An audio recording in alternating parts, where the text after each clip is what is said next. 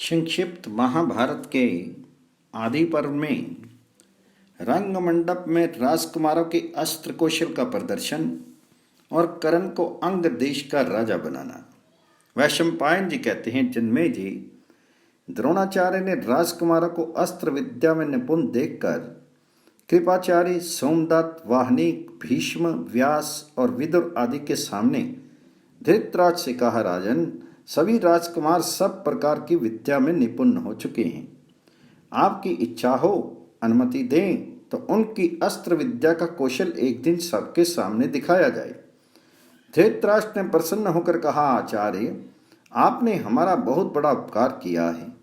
आप जिस समय, जिस जगह, जिस प्रकार अस्त्र कौशल का प्रदर्शन उचित समझते हैं, करें। उनके लिए जिस प्रकार की तैयारी आवश्यक हो उसकी आज्ञा करें। तदनंतर उन्होंने विदुर जी से कहा, विदुर, आचार्य के आज्ञा के अनुसार तैयारी कराओ, यह काम मुझे बहुत प्रिय है।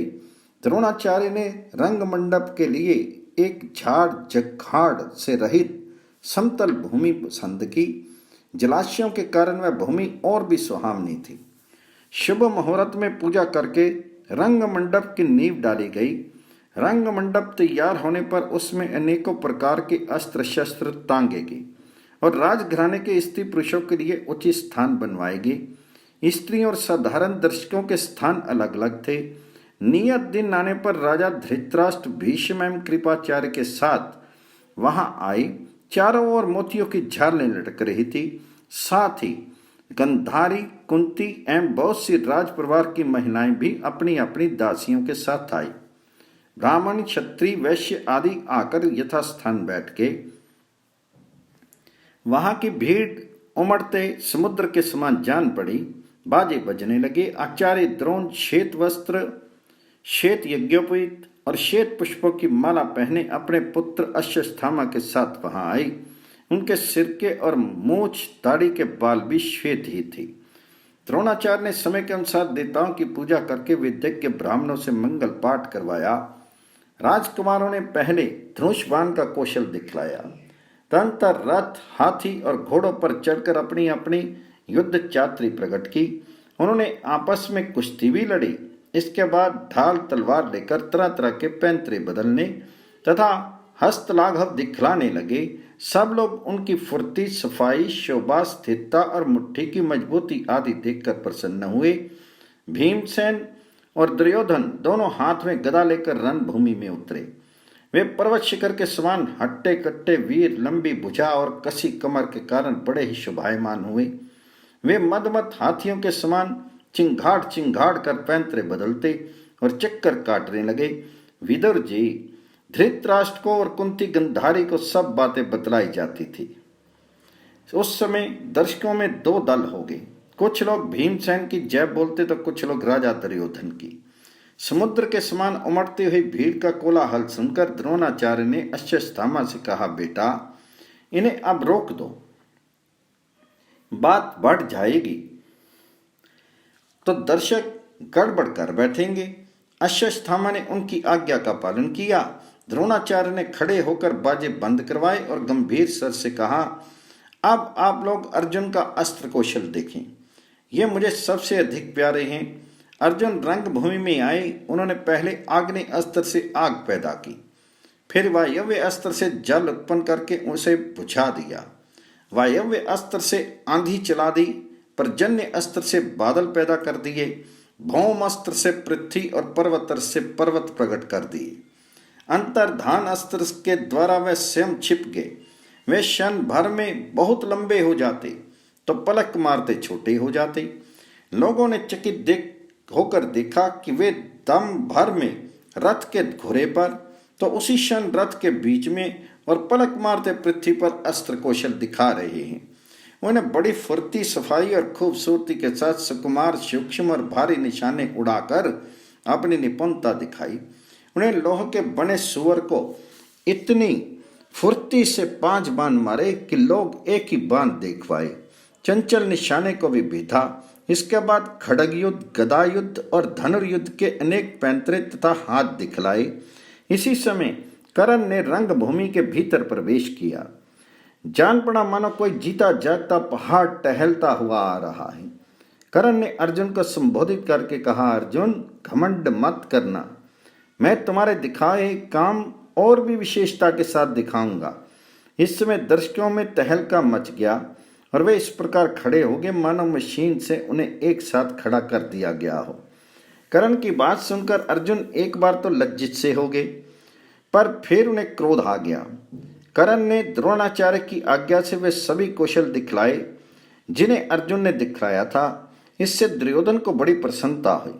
उसने करण को गले लगाकर कहा, मेरे सौभाग्य से ही आपका आगमन हुआ है। हम और हमारा राज्य आपका ही है, इच्छा अनुसार इसका भोग कीजिए। करण ने कहा, मैं तो स्वयं आपके साथ मित्रता करने के इच्छुक हूँ। इस समय मैं अर्जुन से द्वंद्व युद्ध करना चाहता हूँ। दुर्योधन ने कहा, आप हमारे साथ रहकर सब प्रकार के भोग भोगिए, मित्रों का प्रिय कीजिए और शत्रुओं के सिर पर पैर रखिए। अर्जुन को ऐसा जान पड़ा मानो करण भरी सभा में मेरा तिरस्कार कर रहा है। उन्हें करण को पुकार कर कहा, करण बिना बुलाए आने वालों और बिना बुलाए बोलने वालों को जो गति मिलती है वही तुम्हें मेरे हाथ से मरने पर मिलेगी।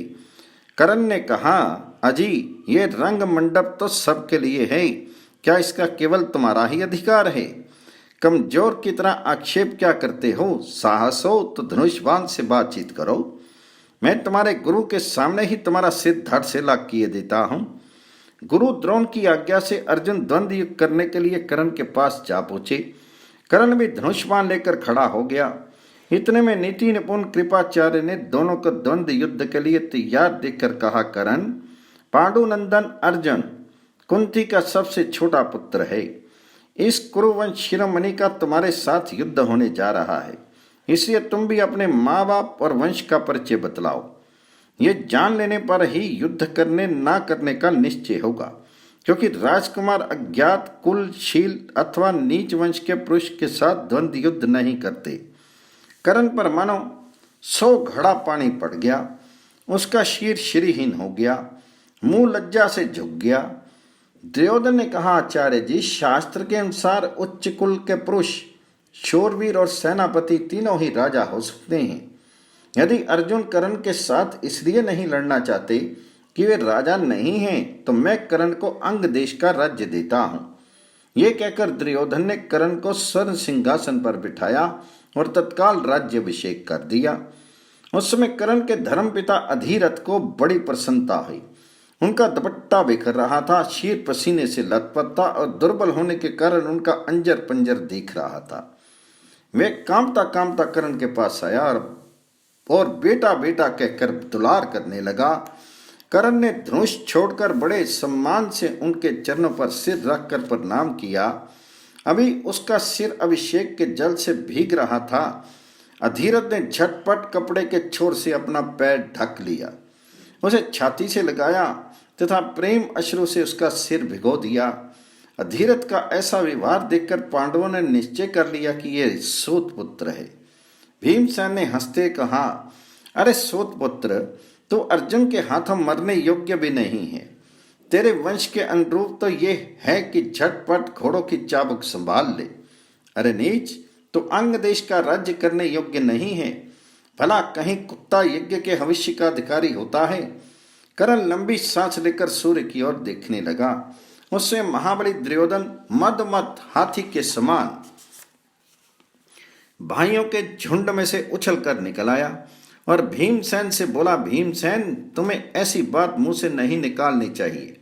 क्षत्रियों में बल की श्रेष्ठता ही सर्वमान्य है, इसलिए नीच कुल के शूरवीर के साथ भी युद्ध करना ही चाहिए।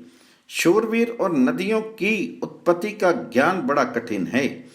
करण स्वभाव से ही कवच कुंडलधारी और सर्व लक्षण संपन्न है। इस सूर्य के समान तेजस्वी कुमार को भला कोई सूत पत्नी जान सकती है? करण अपने बाहुबल तथा मेरी सहायता से केवल अंग देश का ही नहीं सारी पृथ्वी का शासन कर सकता है। मेरा ये काम जिससे ना सहा जाता हो वह रथ पर बैठकर धनुष पर डोरी चढ़ावे। सारे रंग मंडप में हाहाकार मच गया। अब तक सूर्यास्त हो गया था। दुर्योधन करण का हाथ पकड़ कर वहां से बाहर निकल गया। द्रोणाचार्य, कृपाचार्य तथा भीष्म जी के साथ पांडव भी अपने अपने निवास स्थान पर चले गए।